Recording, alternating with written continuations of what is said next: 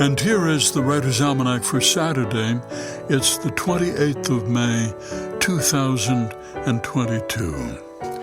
It's the birthday of the poet May Swenson, born in Logan, Utah, 1913. Swedish was her first language growing up in this house, a Mormon household, though when she became an adult, she left the Mormon faith behind. After college, she relocated to New York City, lived most of her life in the Village, working as a stenographer, ghostwriter, secretary, finally at a publishing house, started publishing poems in magazines, including The New Yorker. May Swenson, who said, "When I talk about my work, I don't say I wrote, I say I made or I am making. I want my poems to be like three-dimensional objects instead of just words on the page. I want them to have that immediacy, as if you could walk around them, see them from several aspects, notice many facets."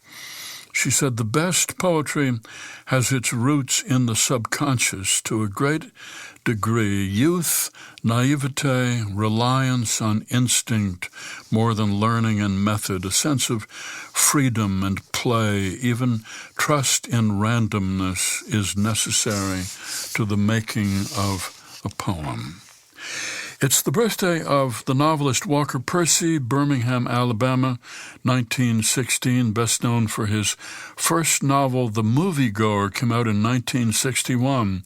Story of a man named Binks Bowling, so alienated from the world he prefers movies and books to people. It won the National Book Award when it came out, beating out other books such as Catch-22, Franny and Zoe by J.D. Salinger. Walker Percy was 45 years old when it was published. He was a medical doctor, though he never did practice. He was a practicing Catholic. When he was 13, his father committed suicide. 2 years later, his mother drove off a cliff, a legacy that haunted him for the rest of his life. And it's the birthday of the man who created James Bond, the novelist Ian Fleming, born London 1908, failed the Foreign Office examination, decided to go into journalism, worked for Reuters, then during World War II served in British naval intelligence. After the war, he bought a house in Jamaica so he could fish and gamble and go bird watching. And he wrote a novel about a secret agent whom he named James Bond after the author of a bird-watching book. Fleming said James Bond is the feverish dreams of the author of what he might have been. Bang, bang, kiss, kiss, that sort of stuff. It's what you would expect of an adolescent mind, which I happen to possess. The first 5 Bond novels did not sell well, but the 6th, From Russia with Love, did in 1957 become a huge bestseller. Here's a poem for today by Gary Johnson entitled Love in the Midwest. I went dancing one night in East Lansing and parked with a girl in Bismarck. I found what my heart wants in Eau Claire, Wisconsin, and asked a Nebraskan to walk in the dark.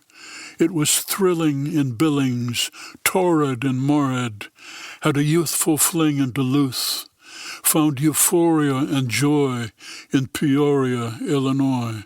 Now I'm bored in Paris, and that is the truth. The Champs-Élysées is a drag, I must say. The Louvre doesn't move me at all. The little cafes fail to amaze. I miss the Mississippi that flows through St. Paul. These Parisian dames mean nothing to me. I wish again for Michigan and Sault Ste. Marie. Love in the Midwest, a poem by Gary Johnson, used by permission of the poet here on the Writer's Almanac. Be well, do good work, and keep in touch.